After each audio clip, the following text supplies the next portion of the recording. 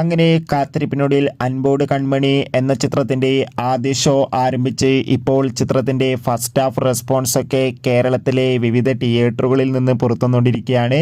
ആ ഒരു അപ്ഡേഷനാണ് ഇന്നൊരു വീഡിയോ ഭാഗത്ത് ഉൾപ്പെടുത്തിയിരിക്കുന്നത്. വീഡിയോയിലേക്ക് വരുമ്പോൾ വീഡിയോ ലൈക്ക് ചെയ്യുക, ചാനൽ സബ്സ്ക്രൈബ് ചെയ്യുക.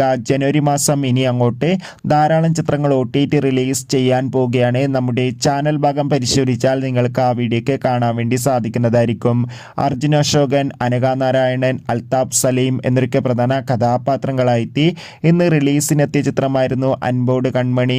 ഏവരുമേറെ ആകാംക്ഷയുടെ ചിത്രത്തിൻ്റെ റിലീസിനായി കാത്തിരിക്കുകയായിരുന്നു. ഫൈനലി ചിത്രത്തിൻ്റെ ആദ്യ ഷോ ഇപ്പോൾ കേരളത്തിലെ വിവിധ തിയേറ്ററുകളിൽ ആരംഭിച്ച് ചിത്രത്തിൻ്റെ ഫസ്റ്റ് ഹാഫ് റെസ്പോൺസ് ഒക്കെ പുറത്തുവന്നുകൊണ്ടിരിക്കുകയാണ്.